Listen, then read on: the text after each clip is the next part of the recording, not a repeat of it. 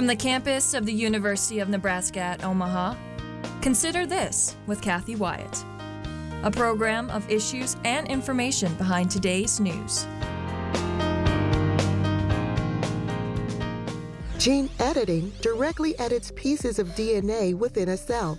This changes the instructions that the DNA encodes, correcting the protein produced by the DNA to restore proper cell function. Hi everyone, I'm Kathy Wyatt. Welcome to the 28th season and this week's edition of Consider This. Our topic, gene editing therapy. Joining us to talk more about it is Matthew Lunning. Dr. Lunning is an associate professor in the Division of Hematology Oncology at the University of Nebraska Medical Center and medical director of the Gene and Cellular Therapy Program at Nebraska Medicine. Thank you so much for being here and welcome. Of course, thank you for the invitation. You bet. I want to start with the basics. Well, basics probably to you, but maybe not to our viewers. Tell us, what is a gene? Yeah, I think a gene, we got to take a little step backwards, right? We got to go back all the way to chromosomes, of where genes are actually housed, okay? And so if you think about, you've heard about chromosomes, you can hear about chromosomal abnormalities that may exist that lead to certain conditions. But what we've actually learned is there's over thousands and thousands of genes that sit on each one of our individual chromosomes. And sometimes we inherit one chromosome from a mom and one chromosome from the dad, you know, from that standpoint. And so if you think of chromosomes like big server farms that we hear about, they're housing these servers, you know, or like computers. And then when you look at the genes, they're each encoded within these servers millions of different programs, right? And so these programs, you know, house applications.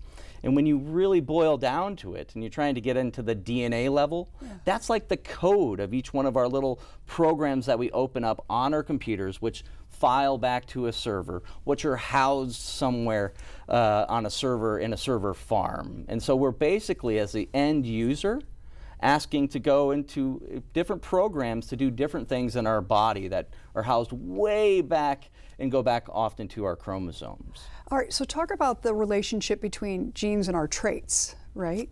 Yeah, so obviously there are inheritable traits, you know, like the color of your hair, the color of your eyes, from that standpoint that you will inherit, and whether or not it's in a dominant fashion or in a recessive fashion. And so who your parents are and what your ancestry is may determine certain, you know, characteristics that you have, and there may be some characteristics that aren't always, you know, passed on in such a way. And so you can have certain recessive traits, which either parent may not express, but then the child does. Okay, so I read that, you know, obviously we're all different, but most genes are similar in people, or well, I mean, you can even go further back to where we are about 60% similar to a banana.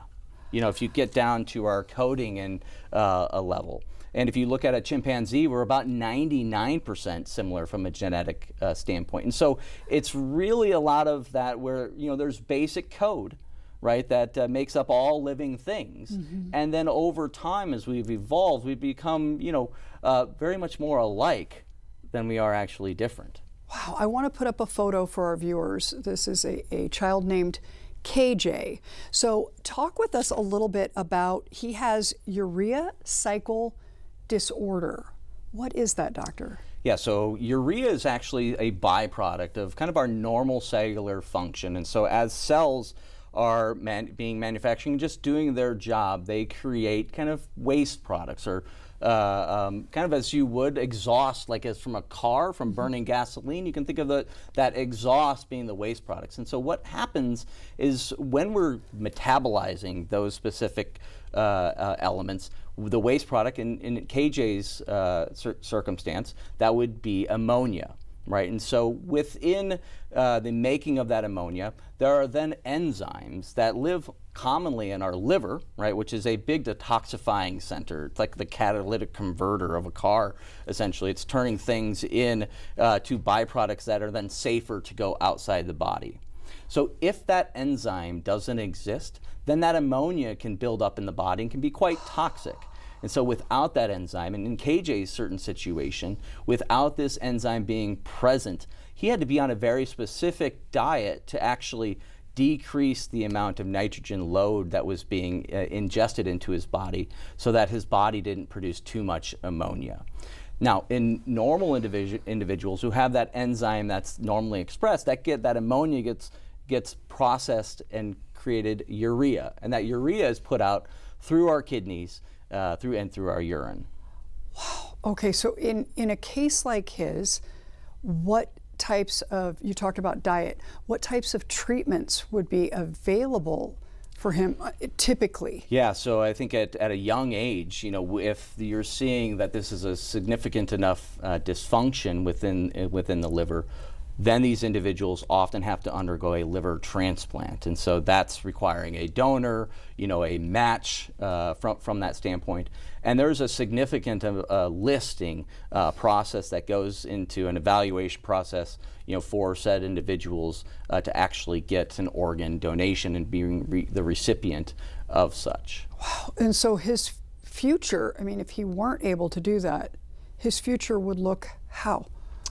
Well, I think at some point they'd have to make that decision when the degree of the condition is such that it requires a organ transplant, then actually finding that, being listed, having a condition significant enough to get that organ donation, and then pretty much for the rest of your life, you're on medicines to help kind of rein in the immune system such that that organ is not rejected by its own immune system, but is still able to function as best as it can to produce the proteins, the enzymes, as well as do the detoxification that our liver is very important in doing to keep us, running appropriately. Wow. Okay, good time to ask, what is gene therapy then?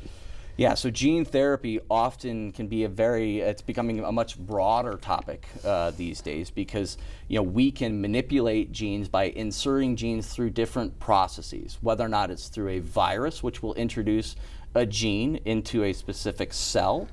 We can also look at doing what's called gene editing, which is what KJ had done in this circumstance. So we've been doing bits of gene editing for a very long time, trying to learn this process. But when you're talking about gene editing, you're actually talking about just like editing a paper or using kind of that correction area where you're trying to look at a specific code that's either present and dysfunctional or not present at all, and trying to snip out, remove it, and replace it with a better copy, if you would, or a better code that essentially, when the body goes to take that code and apply that application, and in this case, make that enzyme, that enzyme now is functional and can do the job that it was intended for.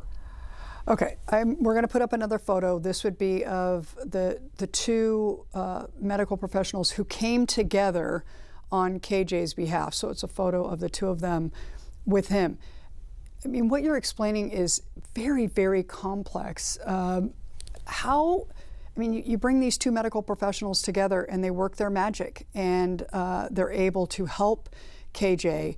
I want you to first please talk about that whole collaborative spirit in the medical profession and how important it is, especially in a case like his. Well, I can tell you that those two individuals, like I, in this space, are standing on the shoulders of many individuals and a long-standing history of lessons learned about our own genome and about the capacities to actually manipulate that genome, with regards to the research setting to try to understand diseases better, but then also to take it from the bench to the bedside.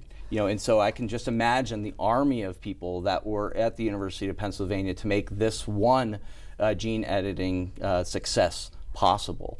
And what does that mean?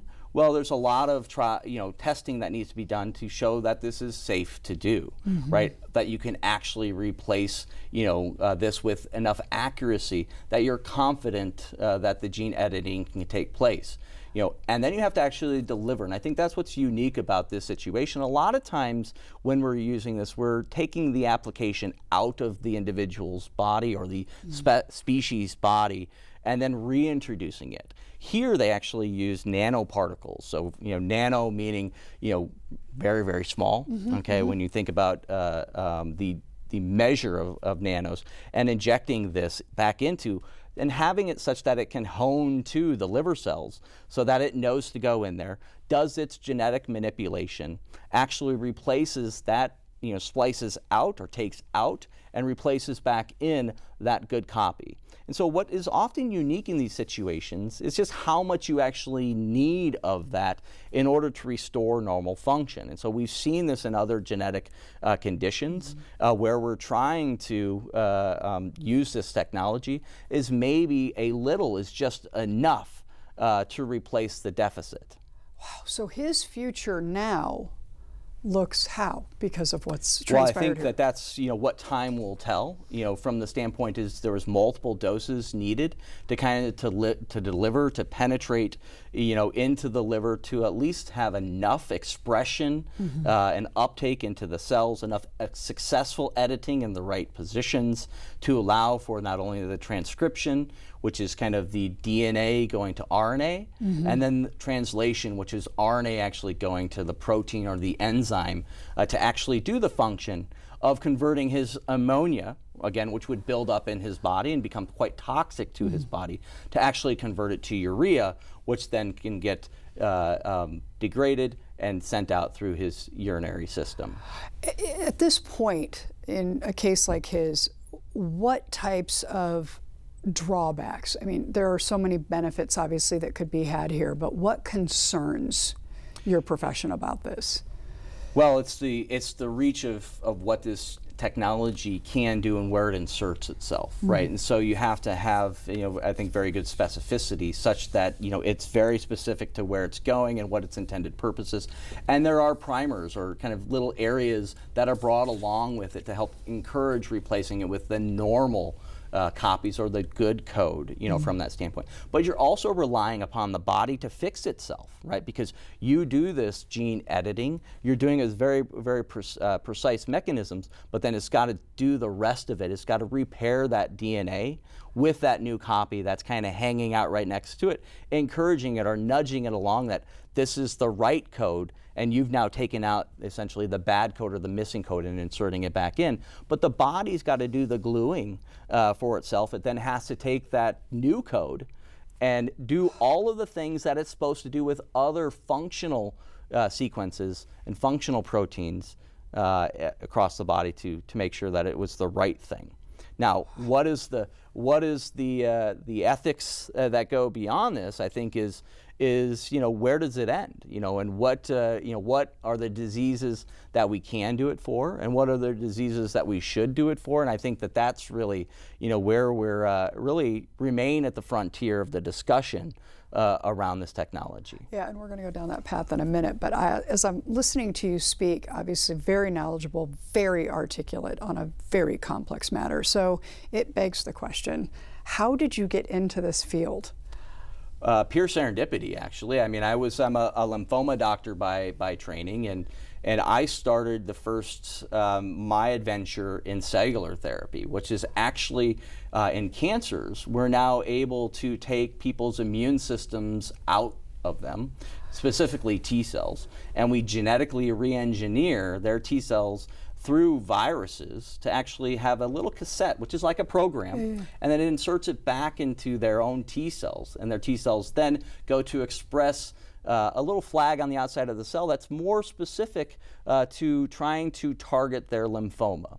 And so you reintroduce those T cells that have been genetically engineered to be better fighters against their cancer for their lymphomas. And so that was what's called chimeric antigen receptor T cell therapy, or CAR T cell therapy, which is how I got into the cellular therapy. And now I think cellular therapy is going to become gene therapy. And so when we think about gene therapy, it is the next frontier of cellular therapy, introducing that without taking the cells back. And that's what's unique in KJ's situation.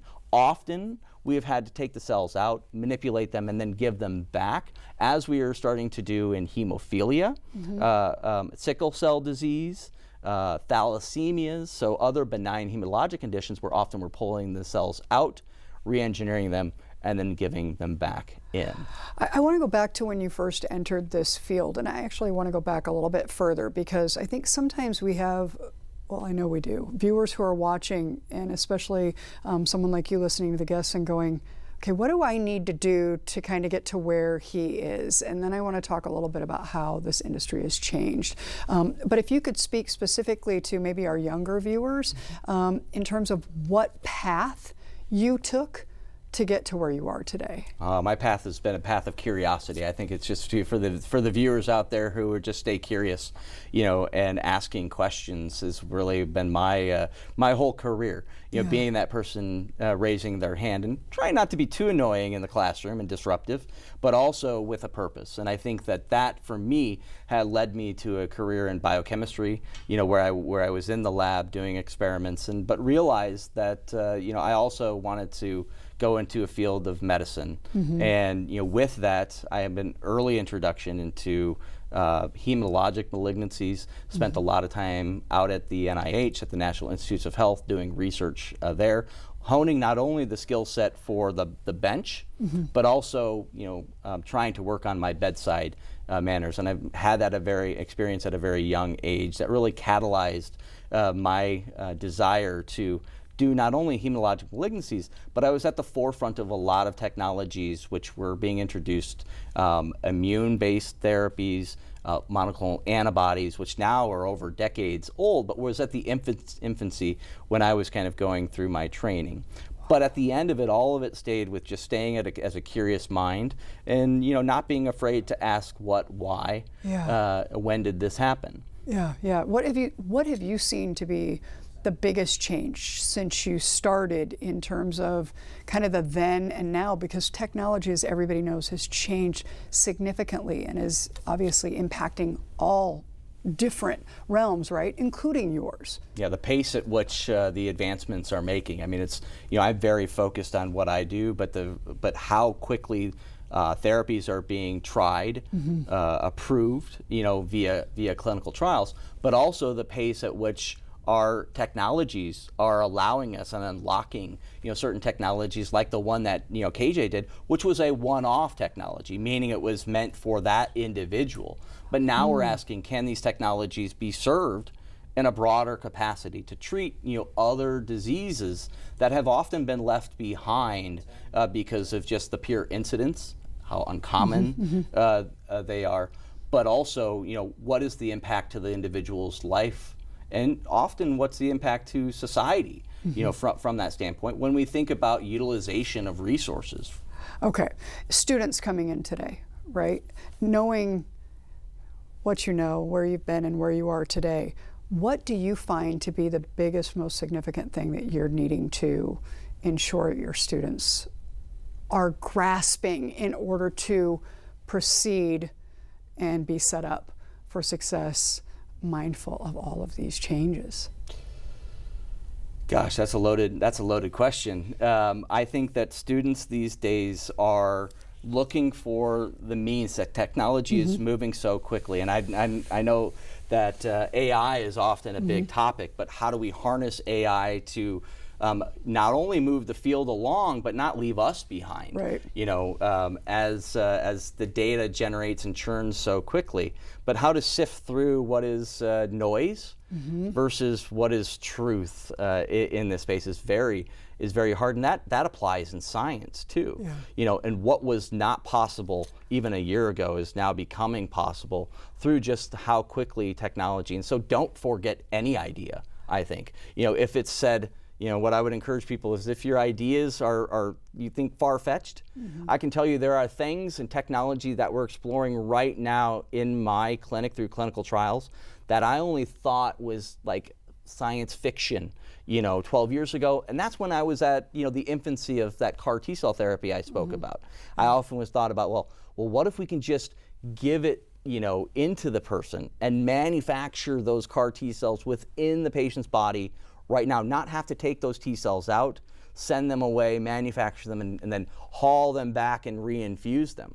What if we can just do that inside the body? Not unlike what was done with KJ by delivering that technology to do the gene editing within him to express that protein. We're now asking the question, can we introduce those CAR T-cells, those bits of the CAR T-cells, to be expressed inside those individuals' own T-cells? And so really, things that you only dreamt of are now a reality. So we read the story about KJ, and it's, I mean, obviously groundbreaking.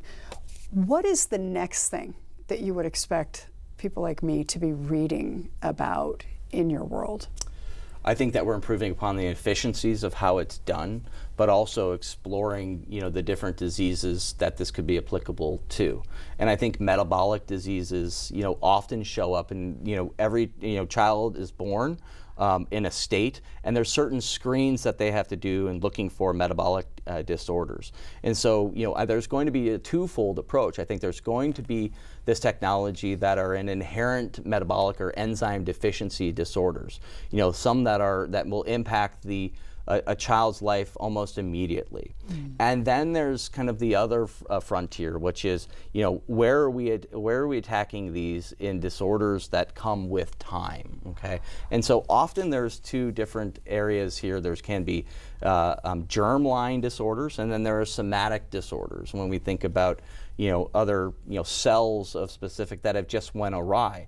And often when cells go awry, they're often lead to some downstream problem. That problem that I deal with is often cancer, right? And so how do you manipulate the immune system to either ward off cancer, stop cancer at its earliest phases, or treat cancer when our classical therapies haven't worked? When you think of where other areas of cellular therapy is going, gene therapy kind of goes hand in hand, and that's why it's gene and cellular therapy, is now moving into the space of autoimmune diseases, right? So that's where the immune system starts to attack self, okay, inappropriately. And those disorders not only live with our rheumatologists, which are kind of our autoimmune doctors, but also live outside of rheumatology, for instance, over in neurology, looking at conditions like multiple sclerosis. So where these technologies that have lived often in oncology are now moving into other non-oncologic conditions. But I think we're really going to be seeing here, there are disorders like we talked about, like KJ's disorder, which are metabolic or enzymatic.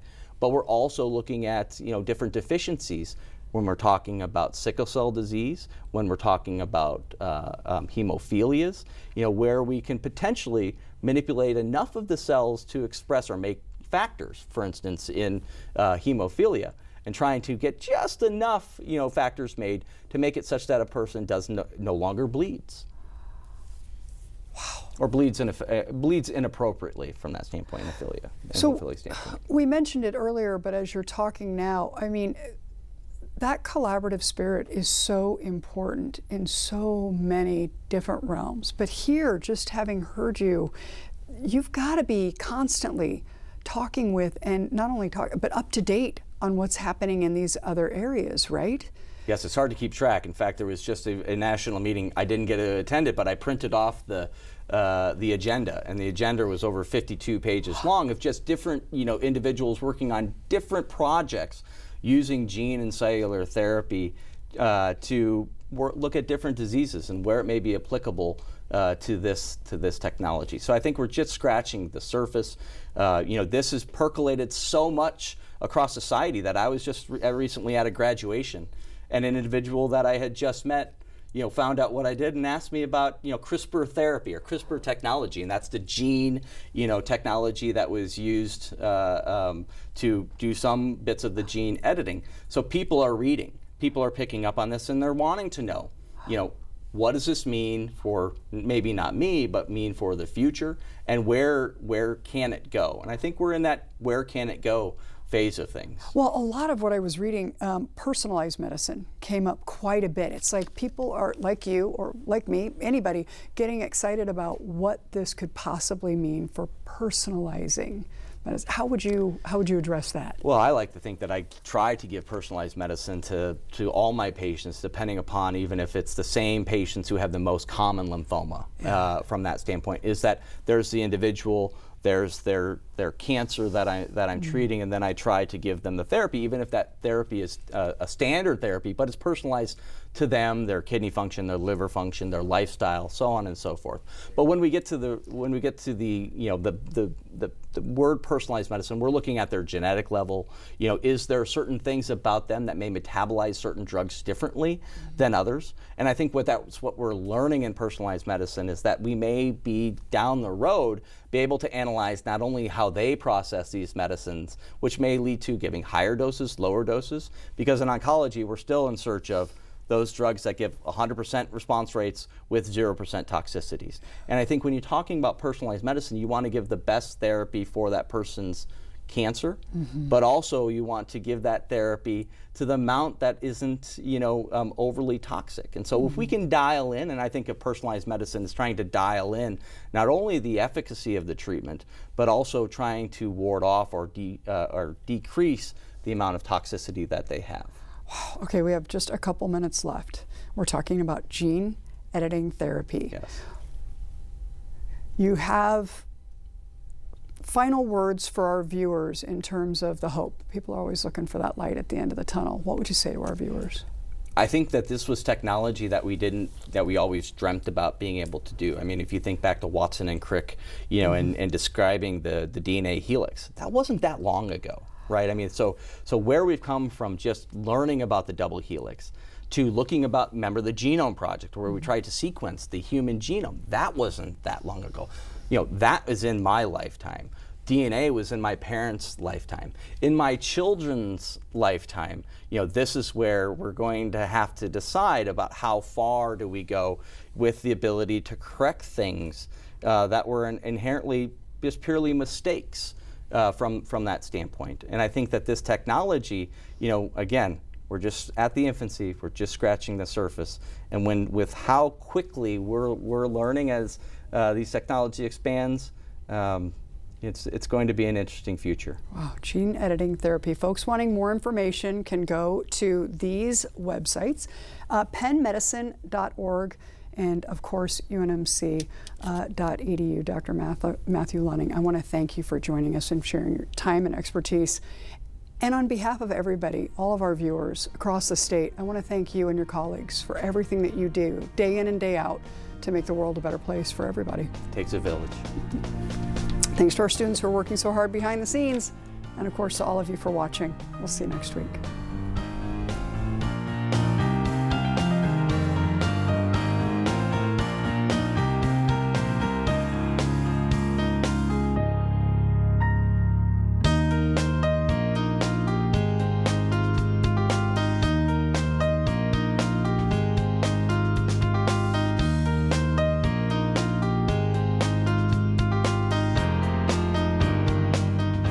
Consider This is an issues and information program produced by UNO Television in the School of Communication. More information and program archives can be found at nebraskapublicmedia.org/considerthis. If you'd like to share your comments about this program, call the UNO School of Communication at 402-554-2600 during regular business hours, or send an email to cwyatt@unomaha.edu.